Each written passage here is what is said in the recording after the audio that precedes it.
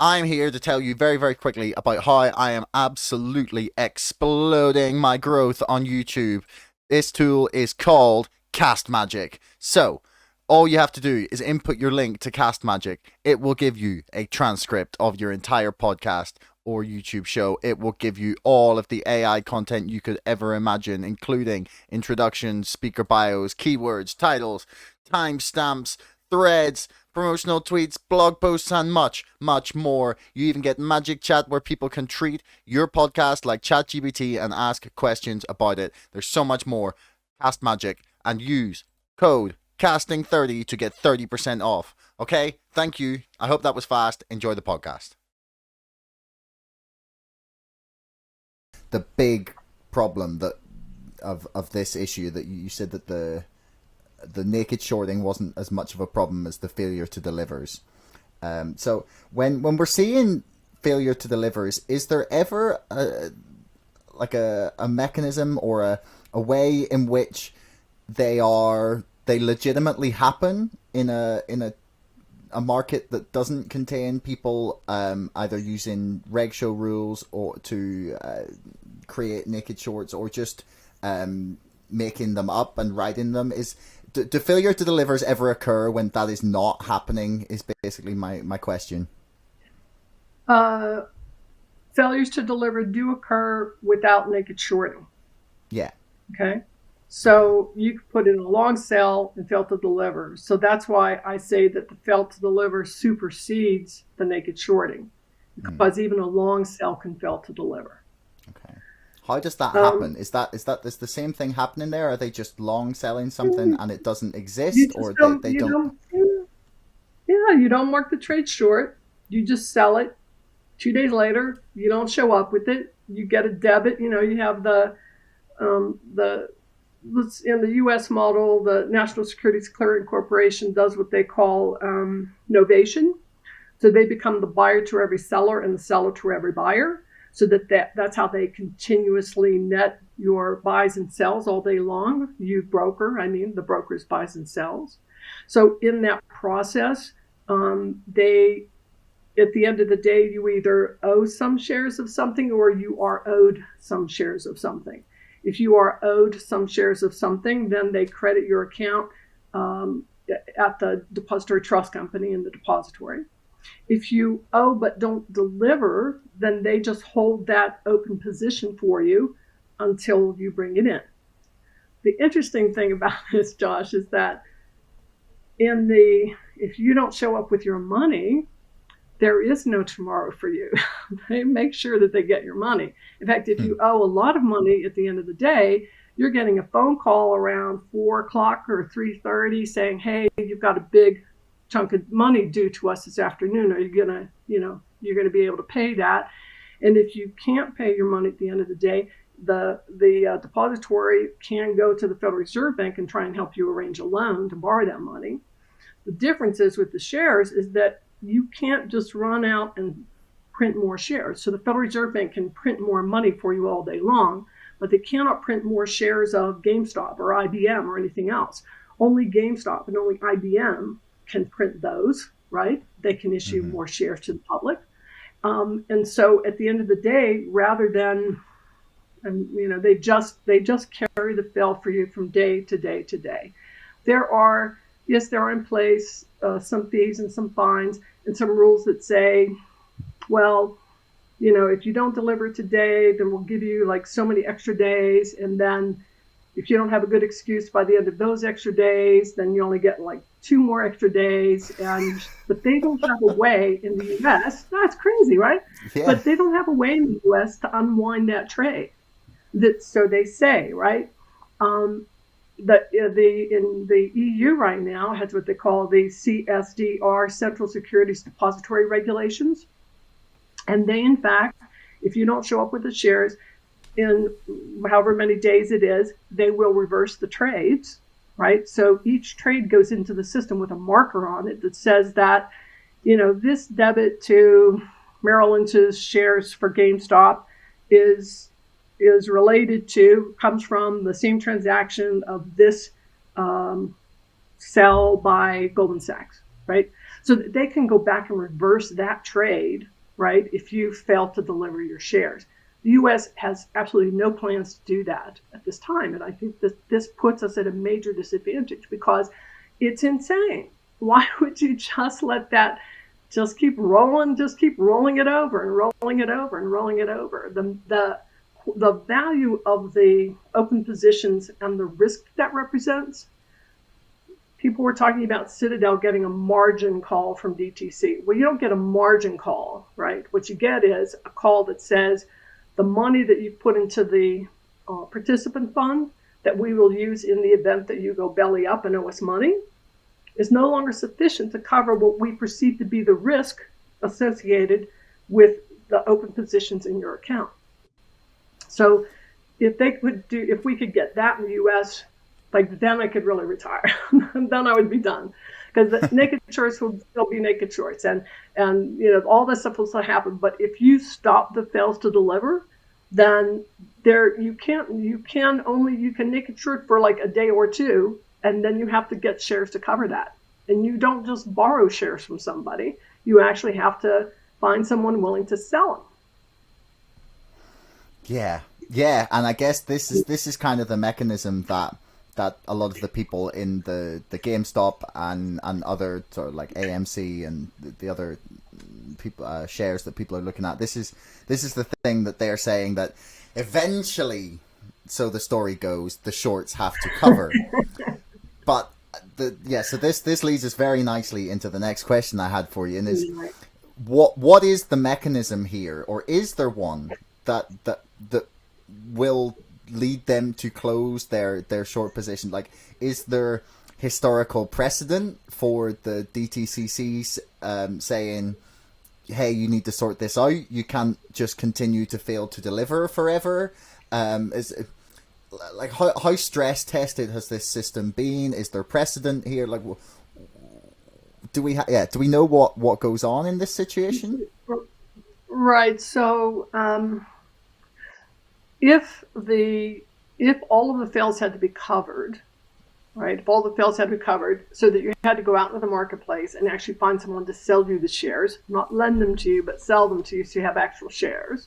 Mm-hmm. Then you get this, then the short squeeze happens, right? But as long as the fails are allowed to roll over and roll over and roll over, so if you're in this very close system of like NYSE listed stock, eligible at NSCC, eligible at DTC, like even a very closed circle, then it's harder to do what's being done, right? Once you get into over the counter and then you start going to foreign markets and you go into dark pools, then it's easier and easier to just continue rolling over the fails, right? The fails to deliver, what they call open positions.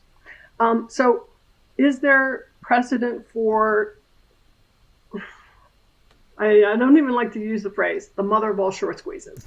Yeah. I got into some contest with some people on Twitter the other day for saying that if your only reason for buying GameStop is to profit from the mother of all short squeezes, then how are you different from the naked short sellers who really just want to drive the company to bankruptcy? Neither side is actually making a market for this security. Neither side is actually a market where buyers and sellers come together and agree on prices, and that as the supply rises, the price goes down, and as the demand rises, the price goes up. Like, that's, in order to have a short squeeze, you have to have a market that does that. And as long as that system allows for fails to deliver and for rehypothecation, it's where I lend a share to you and you lend it to Merrill, and Merrill lends it to Goldman, and Goldman lends it back to me. Like, there's a diagram I did something like 20 years ago, 15 years ago, called the diagram for the nuke. Like, how you can just keep exploding these shares by doing transactions. Of course, it requires collusion among brokers, which I don't know is happening, but if it is, there's certainly a way to do it where they can just keep blowing this up. Is there precedent for closing something like this out? No. I can't think of one example. The examples I know of are, for example, Lehman Brothers. in the 2008, 2009. All of the other brokers that got into financial trouble were purchased by a bank. So between the Federal Reserve, the Depository Trust Company, they were able to find buyers to sort of bail out, right? And then there was money from the U.S. government, and they all got bailed out. A lot of their stuff got cleaned up. Lehman Brothers, this is just my opinion, Lehman Brothers had so many naked shorts in everything, in mortgage-backed securities, credit default swaps, stocks and bonds, I mean, just everything. And everybody knew how bad their accounts were. That's why no one bought them, and they ended up going bankrupt, right? So when they went bankrupt, there were billions of dollars worth of open positions at the Depository Trust Company that took them a decade to close. Does that say to you? A whole decade.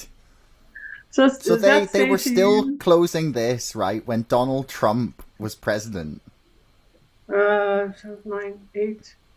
Yeah. Well, I don't remember. It's all a blur. That was 2016, 28. Yeah, pretty much. Because 2008, they went bankrupt in 08. And they blamed, of course, the naked shorts for, driving them into bankruptcy. But yeah, because Trump came in 2016, so that's only 8 years later. Yeah, they were still cleaning it up. So does that say to you, though, back to your question, does that say to you, oh, yes, we have a mechanism in place that has been stress tested and works to close these open positions? Does it sound like it? Not really. Not really. I guess, yeah. It's one of the sort of really confusing and in a way frustrating things about this is to because everyone's looking at different rules and how they think things might play out and how they should play out, or theoretically, if we worked in a fair system, how they should play out. But the reality is so far removed from what's actually happening. It's so difficult to try and get there because, and this actually leads us nicely on to the next thing I wanted to ask you about, is that one of the things I'm getting, I don't know what to do about it, is this, like, theoretically, if they are either using reg show rules to borrow or to sort of locate a share theoretically and then short sell it, or they're just riding the short sells and selling them straight off with no idea where they're going to get one. That's suggesting that there's more and more shares of the company being issued. And so eventually that there will be far more shares in circulation that exist in the company. And is there any way to tell who has created these shares? Is there any way to look at when in any way at all for the SEC or the DTCC or even your broker, if you're a retail investor, and say this is a real share or this is just fake? Is there any distinction there between them that can be sort of looked at, or is it completely opaque? So the issuer can figure this out. Barker Minerals, it's a mineral company, junior mining company up in Canada. I worked with them twice. I think we did 2010 and again in 2012, did an update for them. They actually developed something called a prolonged strategy, and using information available to the issuer. Now, could DTC get it, SEC get it? I suppose if an issuer can get it, those guys can get it too. Could a broker get it? Probably not. Because on the issuer's records is, Merrill Lynch has this many shares in their name and Goldman Sachs has this many shares in their name. And so, we always say Macy's doesn't tell Gimbels. I don't know what the UK version of that is, but you don't want your competitors to know how much inventory you have, what you're selling it for, et cetera, right? So that's kind of personal proprietary information. But the issuer knows that. They have the record. So when you say that that some process issues more shares than, right, that's not exactly true. It puts more shares in circulation. The company is the only one that can issue shares. They, in fact, can know who. So each time, let's say if two firms inside DTC trade with each other, that's not reflected on the issuer's books. They just see DTC, DTC, DTC, right? They see the same company. But if someone in Canada trades, Merrill Lynch Canada trades with Goldman Sachs in the U.S., then those shares have to be moved from DTC to CDS, Canadian Depository System, right? So the issuer will see that movement. So the issuers can see also, the issuer can ask DTC, send me a list of who holds what shares. Like I have 1 million shares for CD & Co. on my books. Send me a list of who those shares belong to, because CD & Co. doesn't own them. CD & Co. is a nominee name, and that means that they're holding it for someone else. So the issuer says, tell me who those belong to. And they can do that every day. And every day they can see shares move from Merrill to Goldman or whatever. They can also compare that to trading activity from the exchanges. And through that process, they can figure out who naked shorted, who failed to deliver, etc. So there is a way to do this. It's not obvious. It's not straightforward. Your retail broker cannot do it. It really is information that's available to the issuers. So this idea that shares are being issued so that there's more in circulation than the company has, right, is one of the ways that the SEC was able to push aside a lot of complaints about short spells and loans, right? Those three processes can in fact increase the shares in circulation, so that the shares in circulation are more than the company issued. The company's the only one that issues shares, right? But when you say, such and thus and that, naked shorts issued more shares, that's the point where the SEC says, oh no, they didn't issue shares, and so you're wrong. You were right, you just used the wrong word. What you meant to say was that they increased the number of shares in circulation, right? They're increasing the number of shares being traded so that number exceeds what the company authorized and issued. It's just an important point. It is possible to find out. It's not easy. It's not I couldn't find out. I know for Barker Minerals, and that was put the two reports.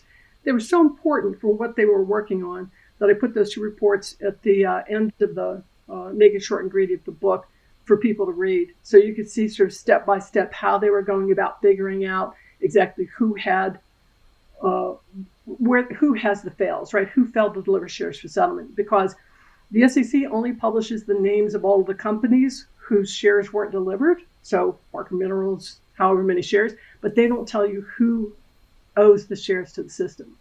And so what Barker was able to do is to figure out who owes the shares to the system. And that was an important point. Thanks for making it all the way to the end of the podcast. Don't forget our sponsor, ExpressVPN, and my book, Brexit, The Establishment Civil War, can both be found in the links in the description below. And also, please like, share, and subscribe to this podcast. It's the best way to help us grow. Until next time, thanks for listening.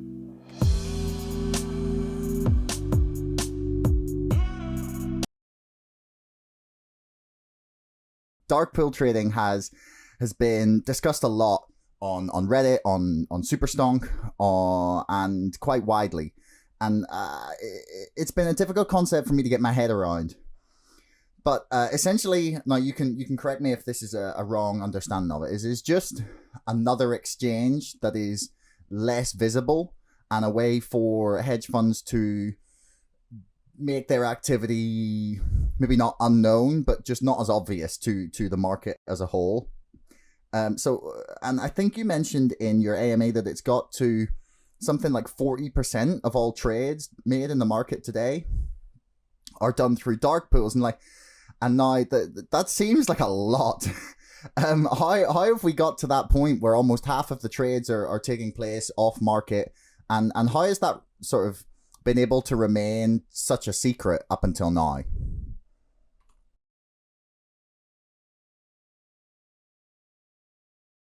Second part of the sentence, it is secret. When you do something that's secret, it may mean you're covering up something that's crooked, which is often what happens in this case. Now, the U.S. trades are supposed to be cleared through the Depository Trust and Clearing Corporation, the DTCC. Its subsidiary, the DTC, which is the Depository Trust Company, is the vault for all shares, and they are digitally assigned to the major broker-dealers for their clients. So when the client of one major broker buys something and client of another one sells something, the digital entitlement is moved by computer. Now, the NSCC, which is the National Securities Clearing Corporation, is supposed to settle the trades, which means moving the digital entitlements between the buyers and sellers brokers. However, since the 1990s, dark pools have enhanced the system of X-clearing. X-clearing is avoiding going through the DTCC. It could be done easily with a very big brokers such as Goldman or Morgan Stanley, because they have so many clients that they may have one client buying something and the other client wanting to sell something, and they can just do the settlement just inside. They never have to go to the DTCC. X-clearing means clearing outside the normal clearing process. Now, dark pools was an enhancement of that. They are markets run by private firms or banks, prime brokers. They trade outside the stock exchanges, and they're hidden from most investors. They're not exchanges, but they are exchanges. They're internal crossing, X-clearing, moving the stocks away from going through the exchanges, which are public. And they're used by clients such as hedge funds to buy and sell large blocks of shares in anonymity. The idea was, we don't want to move the public price of a stock on an exchange because there'll be copycatting, because maybe they need to buy, a buyer needs to buy a huge amount and can't get it all from one source. So the broker will buy part of it, and if it's on the exchange that's open, everybody will see this huge amount has just been bought. Therefore, other people are going to buy it. Therefore, the stock price will go up. And so the big guy who wants to buy the rest of the shares is going to pay more. So that was the reason for the dark pools. The large traders could act secretly. They wouldn't inform the trading public that they're looking to buy or sell some shares. And the trades were confidential. In theory, neither side knew the party on the other side. Now, the dark pool operators knew both sides. And if they were trading on their own account, they could use that information. And so that's what officially dark pools were about. Now, 40% of shares go X-clearing. Most of them, it's hard really to tell, because everything is so secret, but most of them seems to be through the dark pools, and they don't go through the DTCC. So the prime brokers move them between their own clients or through companies they own, because the big prime brokers, they own the dark pools. And so it's not some unlit building where people exchange shares. I'll give you this, you give me that, and they wear they have secret handshakes. It's all done by computer, but it evades the DTCC. So well, that's the point. They evade the more stringent post-trade reporting. It's hard for regulators to look at specific trades. So a lot of the trades go below the radar. They may be netting a lot, never reporting at all. That means I sold this much and I bought this much, therefore there's zero. They don't report anything. Zero is net. It's netted to zero. So if you put the dark pools with the financial company broker-dealers X-clearing, it really increases the possibility for concealing illegal trading activities and market manipulation. Why are they secret? The prime brokers want it that way. It's a way to do scam trading without being called to account. Except now, how did this get out of jail card free get written into the SEC rules? And the key scam trading they do is through naked shorting, because the SEC regs show for short, The regulation on naked short selling went into effect in 2005. It applies only to shares that settle through the DTCC. The rec show kept saying, the SEC kept saying, because X clearing is so rare. So if a company's trades fail because the shorts were never covered, they don't fail if they weren't sent to the DTCC. So the dark pools that bypass the DTCC means there's no way for the DTCC to know if trades were really completed, if shares were delivered, if shares are processed ex clearing. They would only be known to the trading parties. It's an extra layer of secrecy because this is very helpful. I said before that the vault, the DTC, has in its records the entitlements, the shares of each prime broker that the prime broker is keeping for its clients. Well, we have found out in comparing claimed shares to shares in the DTC, there's a huge amount of shares that really don't exist. That's why they can't be in the DTC, because you can only have real shares where you got a real entitlement, and the dark pools will cover up the fact that a lot of the shares being moved around are counterfeit. That's why there's overvoting. That's why companies like Taser, the stun gun company, found they had a vote where they had 60,000 shares. There were 60 million shares. There were 80 million votes. Those 80 million shares cannot be in the DTC because they're not real shares. So they stay in the dark pools. They're a license to naked short, which means a license to steal. And the buyers don't know about this. The other thing they lose is they have digital entitlements from their broker. But if you don't have real shares, you can't get the cheaper capital gains tax rates, and you cannot vote. But the brokers don't tell their clients that. Very often they even send them proxies, but then they don't file them with the company or with the proxy handler because they won't be accepted, but they don't want their clients to know. And what they do is they send the clients payments, which are called in lieu of dividends. Probably if you got a check or you got an announcement, you got this money, you don't think about it.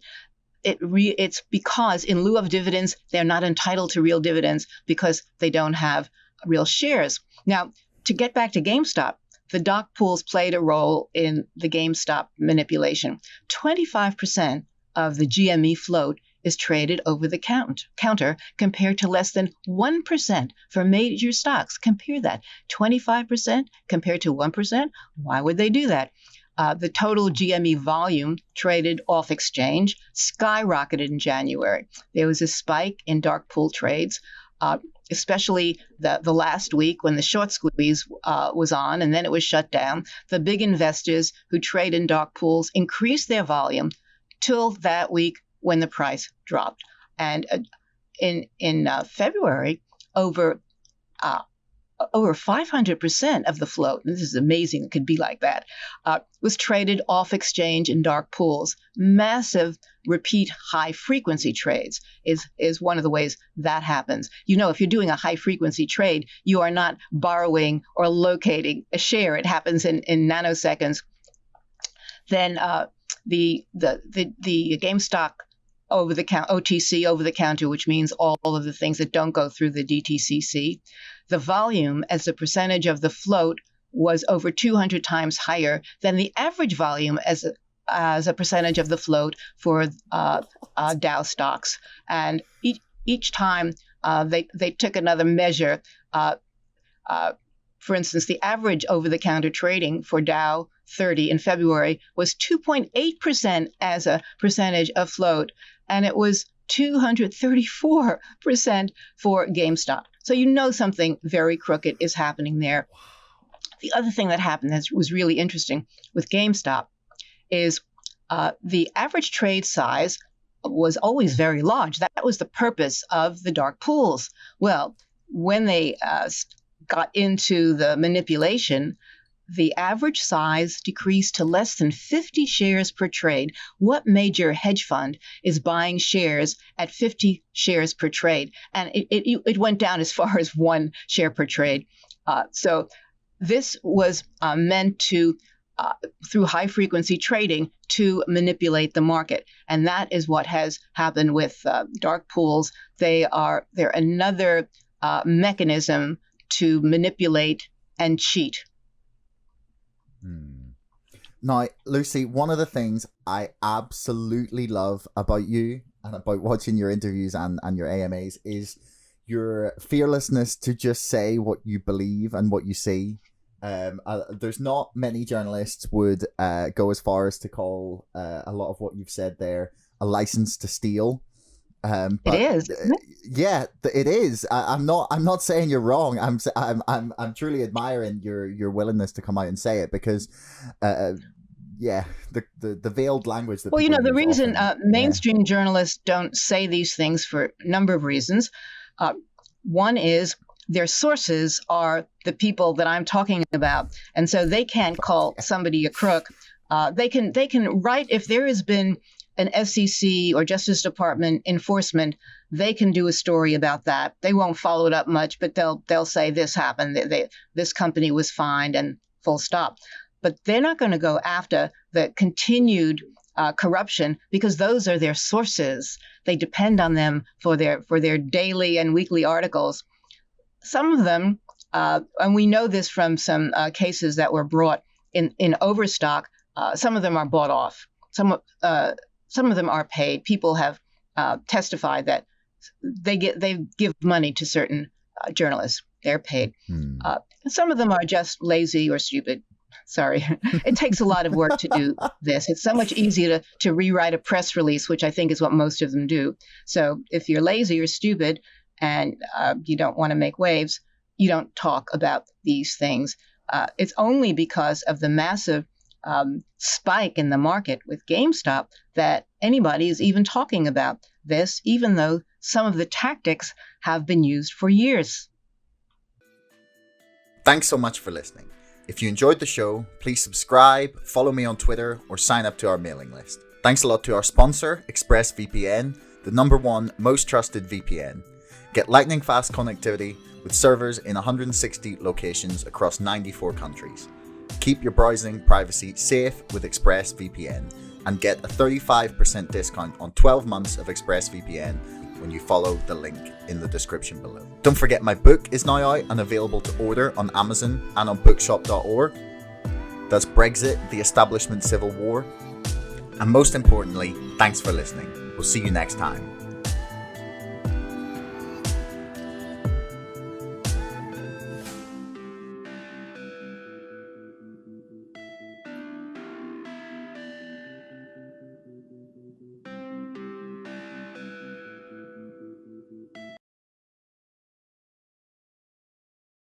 So theoretically, GameStop and Ryan Cohen could know how many shares were in circulation if they so chose to, because obviously there's been a lot of talk about Ryan Cohen and GameStop, and has there been an overvote? Have more shares voted than exist? Do they know how many? And there's been an awful lot of speculation about what they know specifically.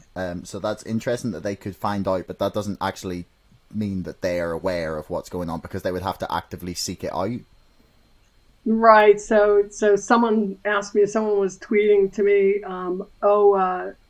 didn't you say that they would tell us? And I didn't say that they would. I said that they could and they should, but not that they would. Right. So what decision, how they make the decision to ignore the fact that they have a multitude of complaints coming out of Europe and the UK especially, a multitude of complaints coming out that I own shares and I'm not getting proxies, I'm not able to vote my shares, all of those complaints coming out, and to just say, oh, it's okay, we're accepting the vote.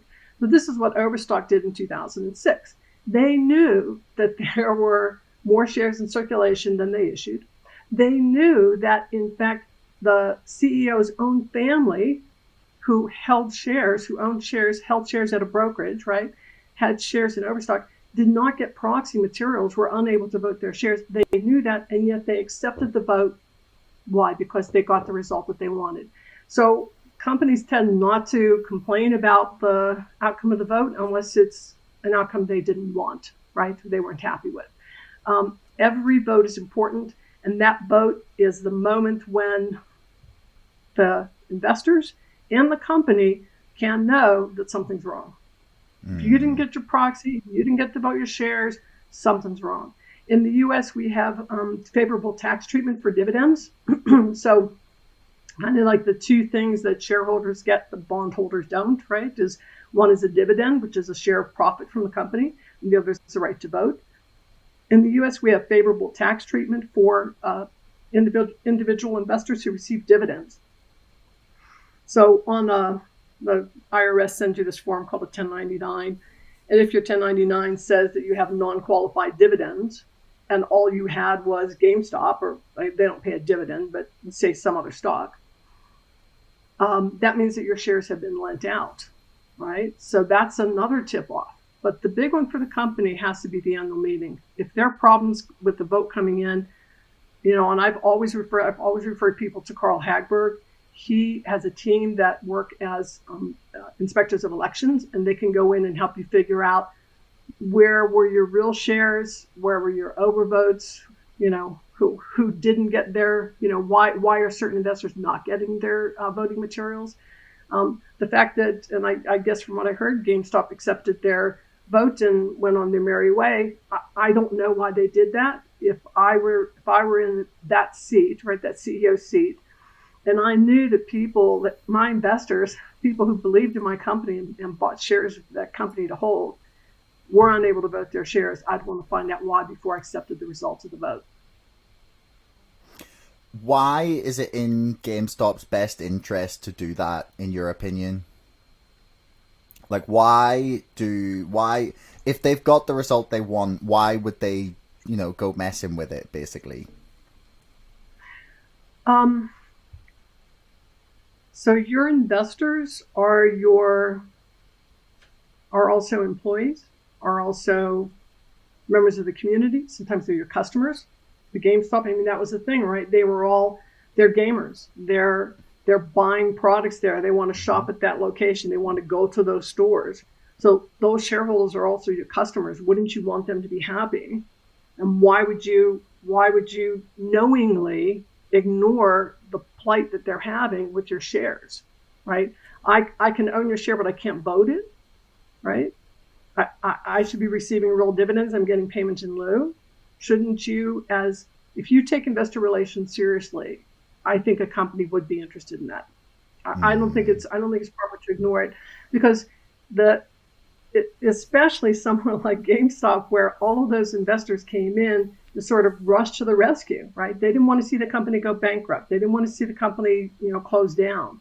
And they knew that the company was under stress because of the pandemic and all these physical locations were closed. So why wouldn't they want to help them and take care of them?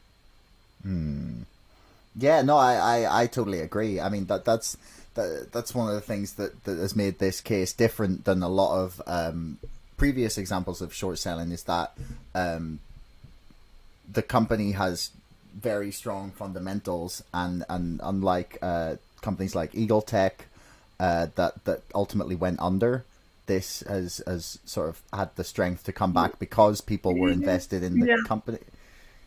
You disagree? Yeah, kind of like Eagle Tech had. What Eagle Tech had was an asset. They had a patent for a particular communication system, and that patent was very valuable. They had problems with death spiral financing and a lot of stuff going on. And you're right, they didn't have the financial strength to stand up against it. That's why, like, if you talk with Wes Christian, he'll tell you that it's a lot of small companies that are really getting hurt by this. But the reality is that the same thing happens to IBM and Apple and Microsoft and all of the others. It just, those bigger companies have a bigger capital base to pull from. They might have a line of credit with a bank, plus something here, plus they can go overseas to borrow money. They're not like the entrepreneur who's trying to launch his company is certainly more vulnerable. And so like Eagle Stock, that turned into an asset grab where they wanted to run him out of business so they could take that asset, which was the patent, which in fact was taken from him. So, yeah, I think that it's important to remember that although, Equal-Tech, for example, Taser, some of the others are very, splashy because of the damage done to the company. But every company has this problem. Bob Drummond, who was a reporter for Bloomberg Markets Magazine, in 2006, he did an article called "The Proxy Voting Charade," and he showed where the short interest was sufficient to that one of the strategies. So the strategy for short selling Equal-Tech is to drive the company into bankruptcy, and then whatever shares you sold, that money's just yours. You don't have to give it back to the buyers, right? Tax and then, free, right? You grab the asset. Right. That I don't know. I'm not an accountant. I don't know if it's tax free or not. It is income. I think they have to recognize it as income at some point. I don't know how that part works. So you need a CPA on that. You need a chartered accountant. So that's a strategy for short selling Equal-Tech. The strategy for short selling Hewlett-Packard, right, and Compaq was to get the votes. So when you borrow shares from a real owner, you get the vote, comes with that, right? With the borrowed share. And then you can lend that to someone else, and then they get a vote, and lend to someone, they get a vote, right? So what Bob looked at, and this is just a brilliant approach, what he found, he looked at the short interest, and then he looked at the difference between the for and against votes on mergers, and he found that the short interest was greater than the margin, the for against margin, to approve the Hewlett-Packard Compaq merger. Why is that interesting? Because the Hewlett family was against it. The Packard family was against it. They're big shareholders, you can imagine. The big institutional owners were against it. The pension funds who held their shares were against it, and yet it was approved. And so that's why you have to care about who's short selling your stock, who's borrowing it, who's naked shorting, who's failing to deliver, because that affects the votes. And that vote is an important part of corporate governance for the issuer. Thanks for making it all the way to the end of the podcast. Don't forget our sponsor, ExpressVPN, and my book, Brexit, the Establishment Civil War, can both be found in the links in the description below. And also, please like, share, and subscribe to this podcast. It's the best way to help us grow. Until next time, thanks for listening.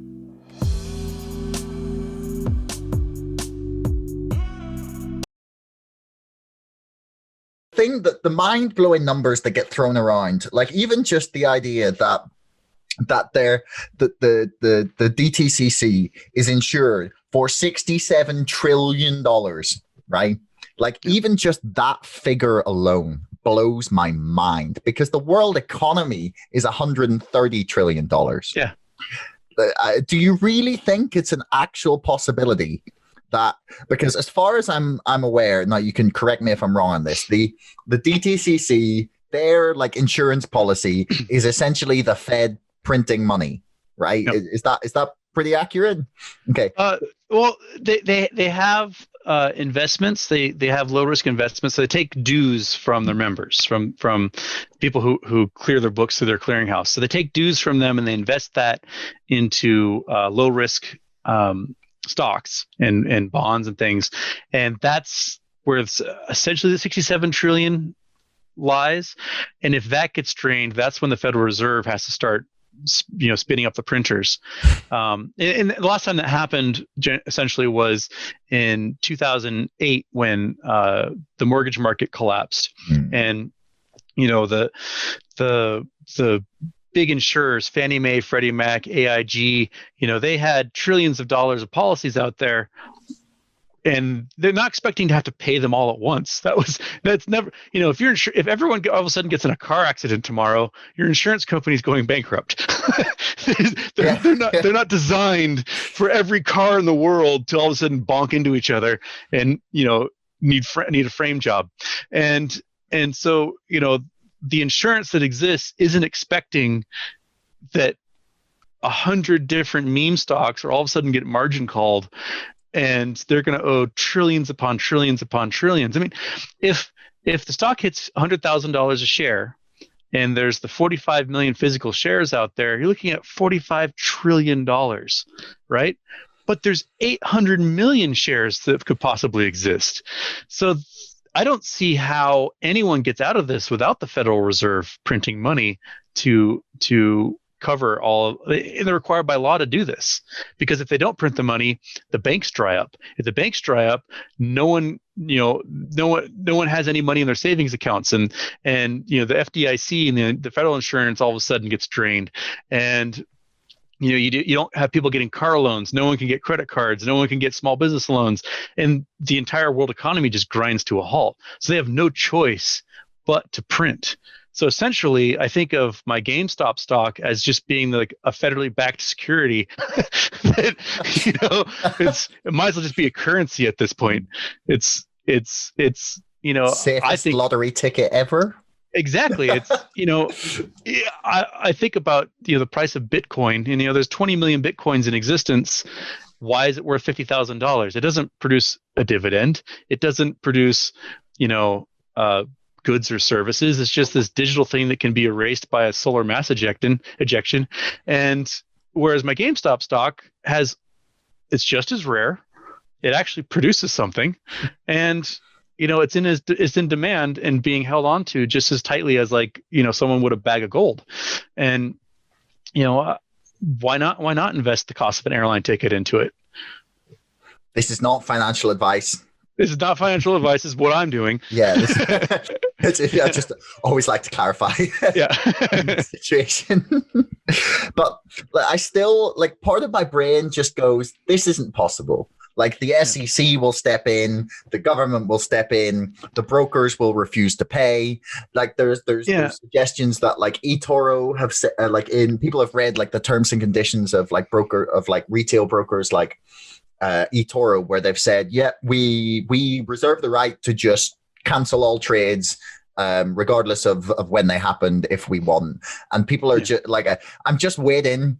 I'm waiting to get screwed over. Basically, I'm waiting to have done the understanding of the rules, and to have done my homework and understood what's going on here, and made a vaguely educated guess that this is probably going to go up.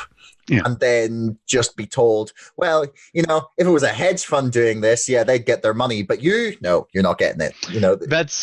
That's I think a big concern with a lot of people. What we have going for us is, one, there's a lot of international investors invested into this right now. A lot of retail investors, a lot of big firms are internationally invested into GameStop. And if the U.S. government does something shady where they shut down trading or broker some sort of, settlement or something, it will cause a lot of the globe to lose faith in the U.S. markets. And after the shady stuff that happened in 2008, I don't think we can crash the global economy a second time and, only let those bad performers be the ones that get away with it. And the other benefit I think the long side has is that there are big wealthy funds that are on the side of GameStop, and they want their money. They don't only want their money, they want to see Citadel die. And I don't know if you saw any of the hearings, the congressional hearings they've done over the last couple of months, but one of the interesting ones on the 17th was they spent several minutes basically at the multiple firms testifying. They're like, yeah, Citadel can die tomorrow. We can take up their slack. We're they're basically saying, let them die. We can take over. And in 2008, they had the meeting of the five, or I should say, I think it was actually three investment banks. There were five at the time. There was JP Morgan, Merrill Lynch, Goldman Sachs, Lehman Brothers, and Bear Stearns. And Bear Stearns and Lehman Brothers weren't invited. The other ones got together. They're like, hey, SEC and FTC, let them die. We can take over. And like, this is how they are so up shit creek that there's nothing you can do to save them. So let them die. We'll gobble up their assets for pennies on the dollar, and we'll just jettison the garbage. And the government, the Federal Reserve and the government were like, okay, yeah, that's fine. And I think that they're probably looking at the books right now. They're probably saying there's no way Citadel can make it out of this. And there's probably strategy meetings happening between some big firms and big investment banks about, letting them die. And I do think it's interesting that we're seeing margin calls, lots of margin calls happening this week from international brokerages and investment banks, and not so much from the U.S. Because I think the international ones are a little smarter than the Americans are. Americans are like, well, they say the check is in the mail, and the national ones were like, get the hell out now while you can. And so they're, I think it was Futu in Hong Kong has announced that they got margin called or are going to get margin called based on their GameStop position. And, they're probably the smart ones. They're like, get out now while the price is $200 a share. Then, after the 15th one has been called and the price is $50,000 a share.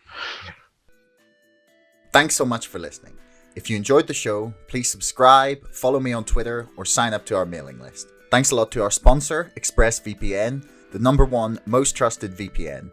Get lightning fast connectivity with servers in 160 locations across 94 countries. Keep your browsing privacy safe with ExpressVPN and get a 35% discount on 12 months of ExpressVPN when you follow the link in the description below. Don't forget my book is now out and available to order on Amazon and on bookshop.org. That's Brexit, the Establishment Civil War. And most importantly, thanks for listening. We'll see you next time.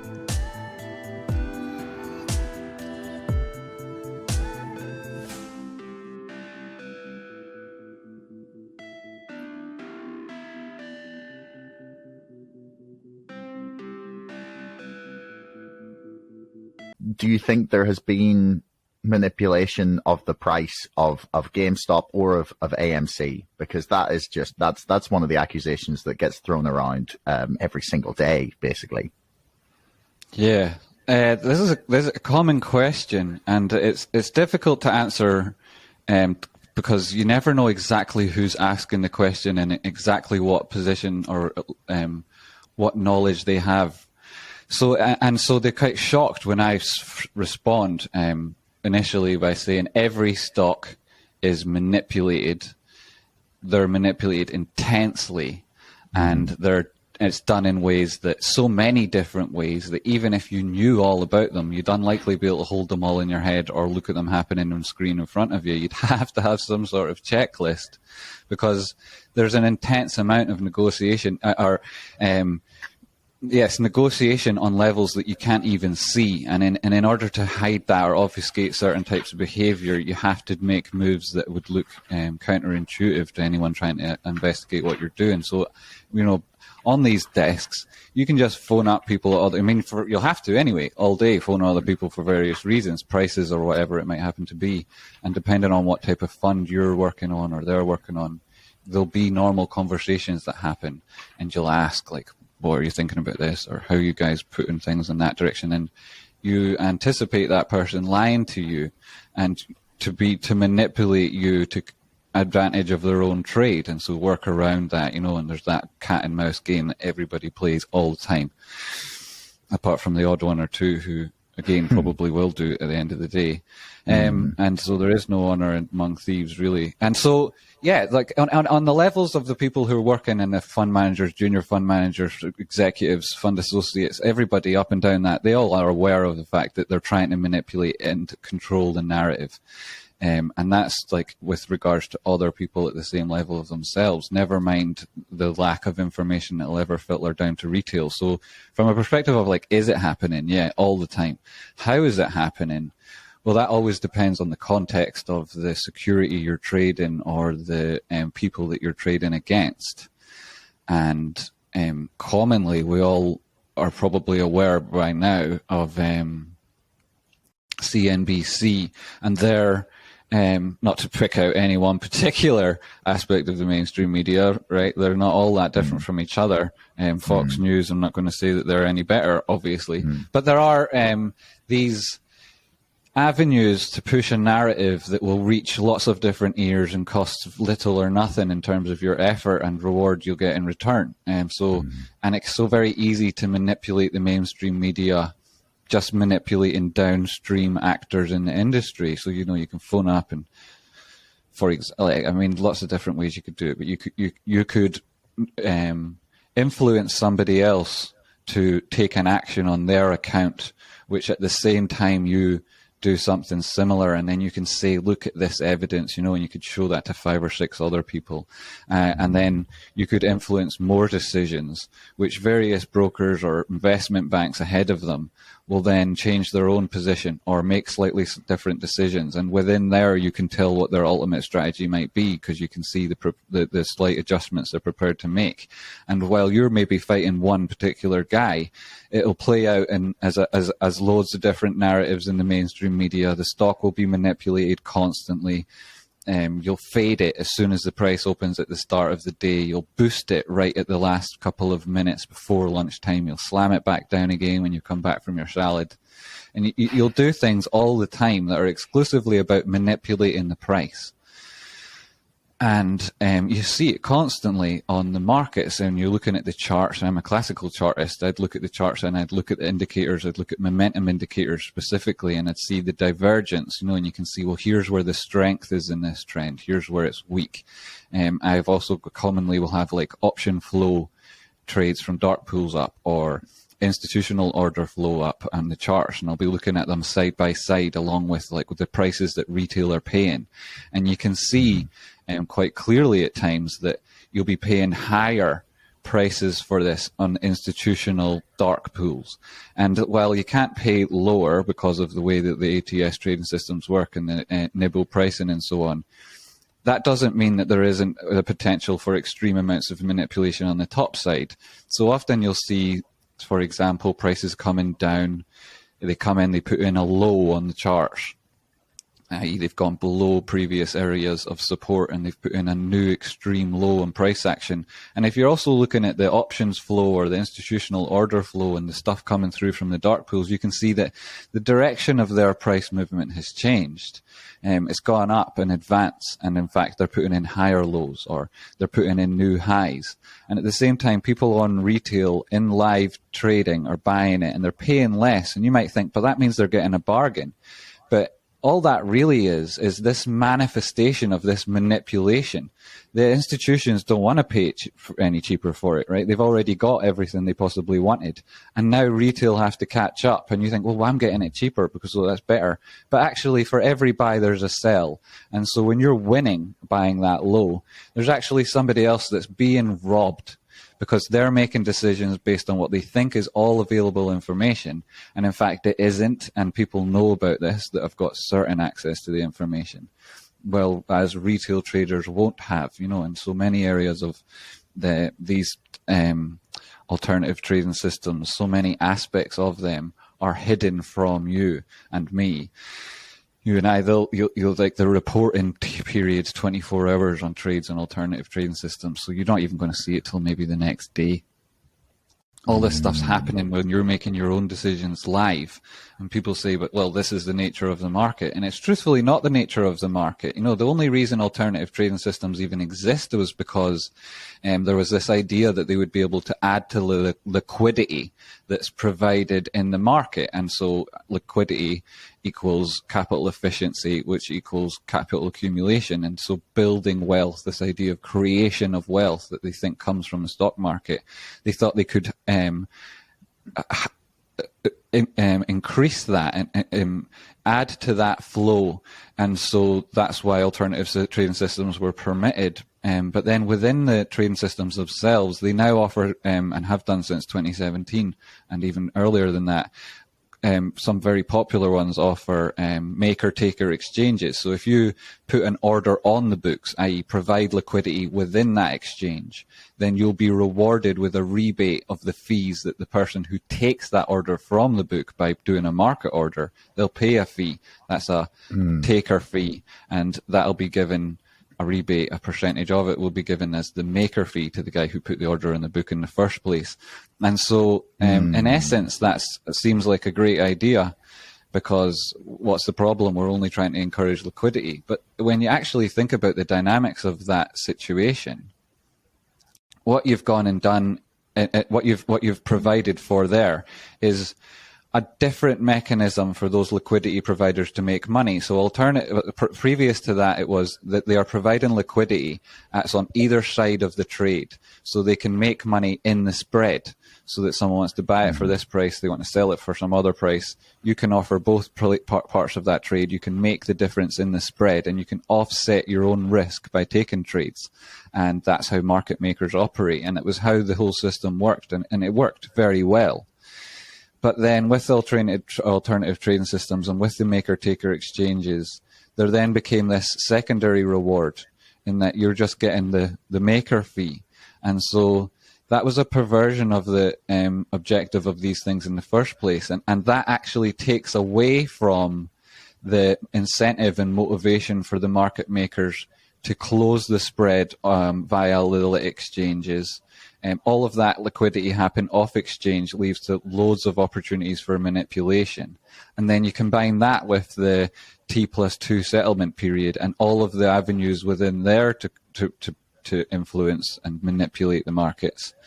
It leaves it so that if you're a market maker, you're genuinely left wondering if it is better to just do the job as it was first intended and perform the role just to facilitate a better and more competitive spread, or is it in fact better to just use this huge wealth you've got, clump it all together, reduce the velocity of how you use it, and instead just scrape fees. And so all of that added together with payment for order flow and the order routing that comes from the New York Stock Exchange, for example, and goes into all of these various market makers exchanges, means that there's like you're undermined. You on the other side of the trade are undermined because the people that you're there with aren't people you're necessarily trading with on the other side of the trade. They're actually just people that are looking to scoop money out of your pocket. And so the idea of capital efficiency and capital accumulation is true, but it's only for the huge liquidity provider, and it doesn't benefit the market. And that's been happening for years and years now, and it's getting worse and worse. And because of the three trifecta of problems, the dark pools, the T+2 settlement period, and the payment for order flow, you're seeing this huge problem now manifesting because the motivations of the people on the trades have been completely changed. And the game you thought you were playing is both rigged and itself completely flipped on its head. And then you go in and you think, well, if this is the order flow, if this is the institutional order flow, if this is the option order flow, and this is how retail are performing, and you look at all the different things and you can see, well, actually, long is short for that's in essence, long is short for market makers. And so their motivations were previously just to offset risk are now to direct the flow of money so that it benefits them. And that was never what they were supposed to do. In fact, it's then encroaching on the idea of free markets. It's anti-competitive. It's anti-American. And ironically, a couple of those problems are banned everywhere else in the world apart from in America. Thanks for making it all the way to the end of the podcast. Don't forget our sponsor, ExpressVPN, and my book, Brexit, The Establishment Civil War, can both be found in the links in the description below. And also, please like, share, and subscribe to this podcast. It's the best way to help us grow. Until next time, thanks for listening.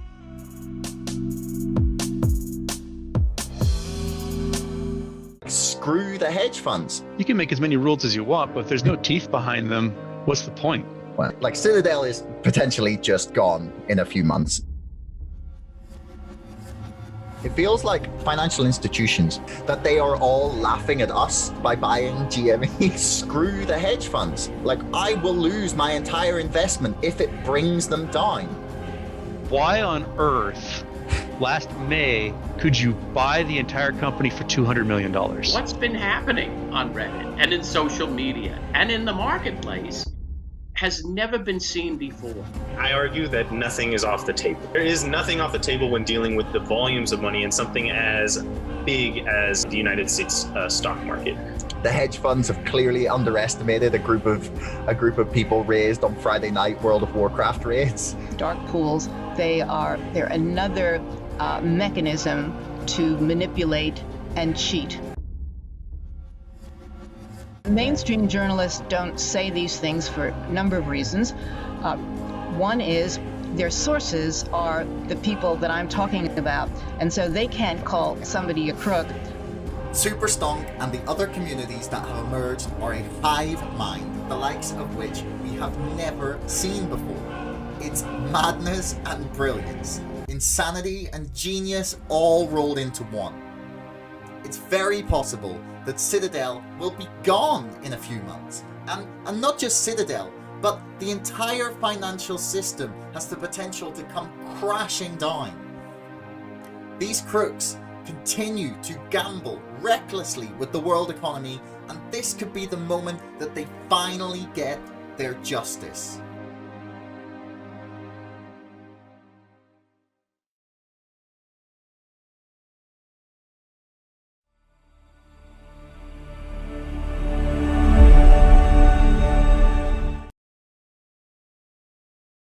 This is something that's come up a lot, and I've been really trying to get my head around what happens here, because I mean, I want to get into just like how counterfeited the entire market might be in a little bit, but just to focus on GameStop here for like a second. So you're saying that there's suggestions that like up to 840 million shares might be floating around. Most of those 800 million, maybe a little less, if that is the case, will be synthetic and counterfeit. Yep. Like, what happens here? Like, do you know that? Like, I'm just really confused as to like where this goes. Like, well, what happens when there's like a stock recall, or there is or what happens to a retail investor if he's just sat there and he's got his share that just is completely synthetic? Is that guaranteed as a real asset? Is it technically legal for them to even be able to do this and like flood the market with these counterfeit shares? Like, what happens here? The legality all comes down to whether the rules are ever enforced, right?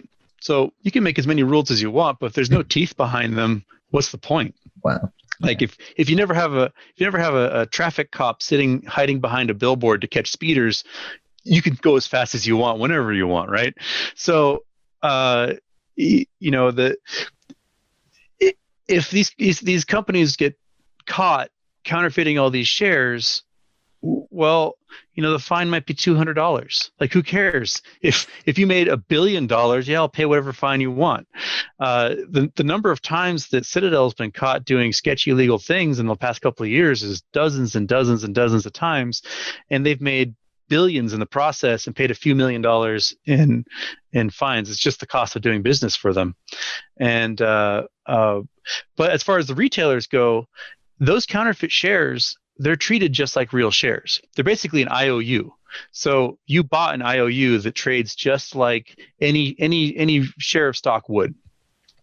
The difference is that yours isn't the actual stock certificate. It's this thing that says Citadel owes me a share, and the only way Citadel can clear that is to either find a physical share and replace that counterfeit, or buy it back from you, and it erases from existence, right? And that's that mother of all squeeze that everyone's talking about, the MOAS, mother of all short squeezes, is Citadel being forced to close all those counterfeits that they generated and all the synthetics that they owe to the firms they borrowed from. And they're trying to draw it out as long as possible. And their goal is, I think, to either get people to become bored and just sell their position and forget about it, or to just stay their execution, I guess. Live another day. But in the process, they've generated more counterfeits, and they've borrowed more shares in the meantime, trying to get the price down. And all they've done is just dug a hole deeper. The apes, as they call themselves on Reddit, they don't behave in a rational market. They, when the price goes up, you sell. When the price goes down, you panic and you sell. All they do is they buy and hold, and they are not obeying these normal market rules. And so the shorts, they'll do a ladder attack, and they'll sell 5 million shares in a matter of minutes, and the price will drive down 20%.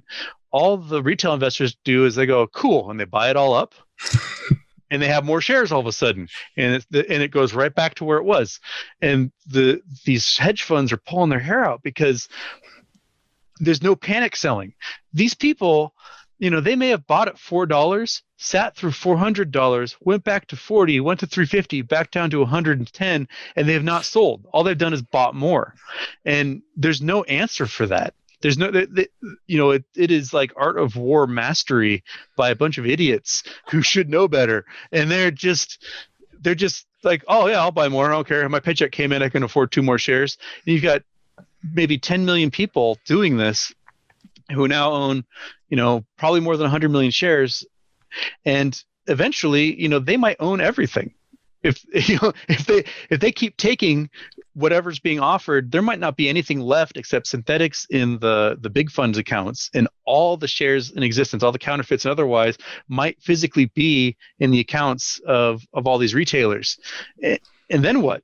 Like, if there's nothing left to lend, and all the retailers hold all the shares and they refuse to sell, that's when Citadel is screwed, because Citadel can't say, hey, I've got 100 shares I can get from this guy over here, because that guy doesn't have any more shares anymore. He lent them out months ago and has never gotten them back.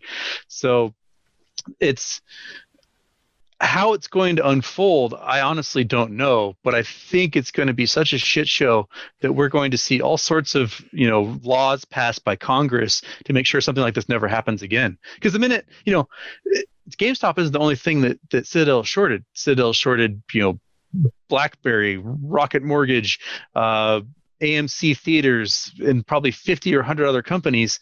And if GameStop, with its 840 million counterfeit shares out there, all of a sudden gets margin called, right? That's, if you think about it, market cap wise, the market capitalization is how many shares in existence times the price of share. Well, if you go to Google Finance, it says, there's 70 million shares in existence. It's $200 a share. That's, 14 billion is our market capitalization. Well, 800 million are trading, which means the market cap might be close to, 200 billion. And that's not being taken into consideration as far as Citadel's margin is concerned. So when this margin gets called, and they're forced to buy all the shares back, they have to buy 200 billion, which is half of their entire portfolio, right? But the minute that's only at the current price, exactly, and then once that squeeze happens, demand goes through the roof, and that they're going to be bankrupt. There's no way Citadel can survive, and the minute they get margin called, they flood the market with whatever long positions they have, which doesn't really seem to be anything. They seem to only have shorts and puts and calls based on these shorts. And that means they're going to get margin called on AMC. They're going to get margin called on BlackBerry. They're going to get margin called on Bed Bath & Beyond. They're going to get margin called on whatever else that they owned. And so, there could be some old couple in Kentucky who have 1 million shares that are worth a penny in some unknown company, and wake up to find $1 million in their account one day because 5 years ago Citadel shorted a lawnmower company in Kentucky. So how this chain reacts down the line is going to be on the order of 2008 and the mortgage backed securities, and when the entire market was being driven by these essentially hollow mortgages. Right now, we've got hollow stocks everywhere that are driving the profit incentive for all these big firms.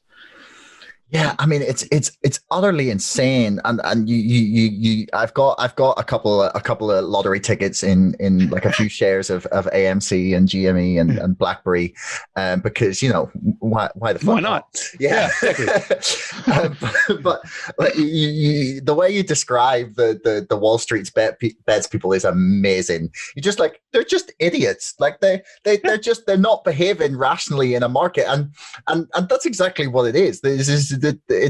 I saw this amazing comment because I've been just trawling through posts for weeks, like finding like comments and trying to assemble like how paranoid I think they are, the shills that are on the Discord, on Reddit, and so I come across some comments that are just gold, and I found one that said, the hedge funds have clearly underestimated a group of people raised on Friday night World of Warcraft raids, which is brilliant. But so, Citadel is potentially just gone in a few months. So when they get margin called, as we're suggesting, is quite possible, then they will liquidate everything they have in attempt to buy it. I think they're required to by law, as far as I'm aware. Yeah, it's not them that does liquidation. It's the broker who they trade through. Okay. So the broker basically says, all right, you've been margin called by our lenders. By law, I have to liquidate what you have and buy for you to close out these positions. I mean, if you had a Robinhood account on margin and you made a terrible bet, Robinhood just liquidates what you have and pays themselves, because they're like, screw you, you're an idiot. I'm going to take what you have because I want my money back. The same thing happens to, Citadel in this case, or Melvin, or whoever else has shorted, Susquehanna. And they go until that all their assets are to zero. And once those assets go to zero and there's still money owed, that's when the insurance kicks in. And the insurance is through generally through the clearinghouse. So the clearinghouse now has to use their substantial $67 trillion insurance policy to now balance these books. And the trading computers at the clearinghouse, they don't care about price. They just need to balance the books.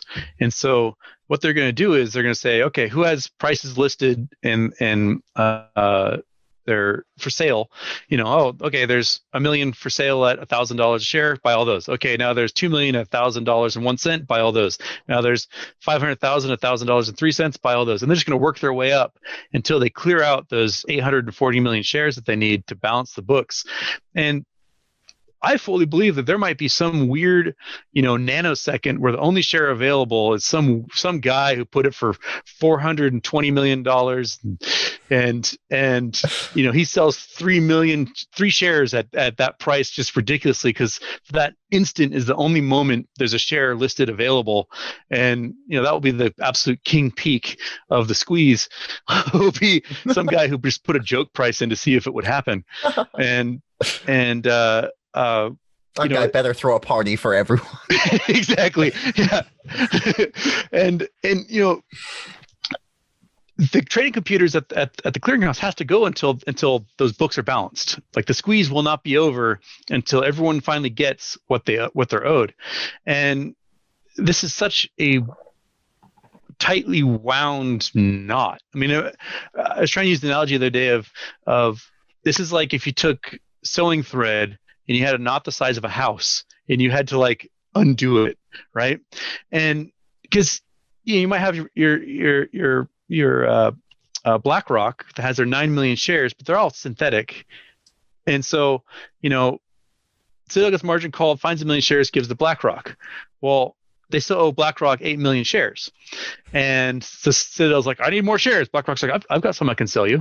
So they sell those shares to Citadel. Citadel goes right back. I got some shares to sell you. And it just goes, it goes back again like that.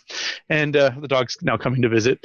And so, this to unravel what everyone is owed, because, also these counterfeit shares have been bouncing back and forth. I buy a share, I sell it. Someone else buys it, sells it. So they have to unravel the chain of custody for those shares, oftentimes to figure out who owes what. And it could take days or weeks for this squeeze to actually play out. So you might see peaks and valleys for 10, 15 days as it goes along, as different margins get called for different short sellers.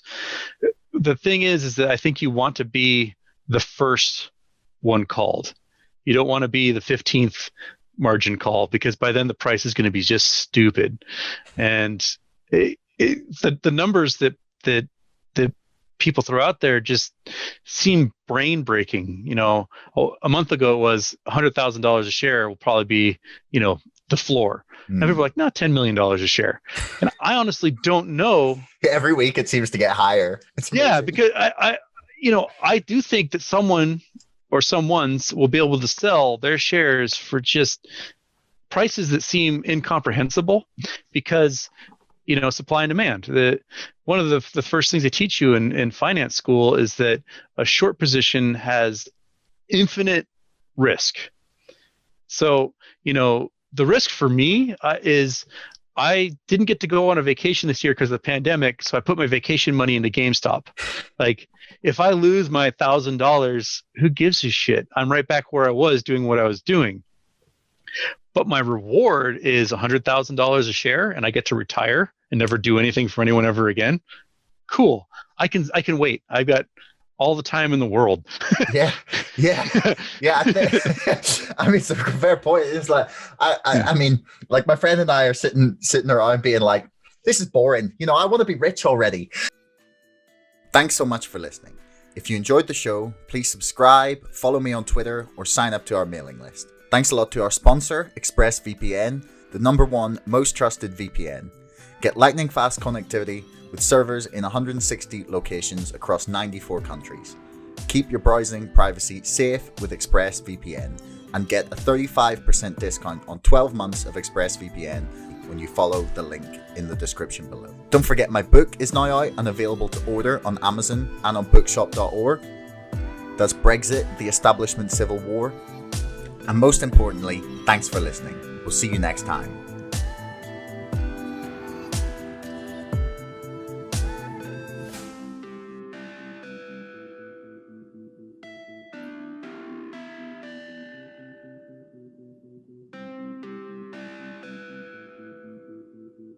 Hey, listeners, real quick. Do you ever find yourself sitting watching the stock market like this? Well, now you could instead be ordering my book like this. It's the story of GameStop. You can purchase it with a hoodie, with acknowledgements, or just with the early backers edition. It's all about the GameStop story. It's the real story, not just what you've seen on films. It's exactly what has happened over the last 3.5 years. And with DFE back, I'm finally able to draw a conclusion to my book. Please pre-order it. It really helps me out, and you will get it eventually, I promise. Hopefully this year.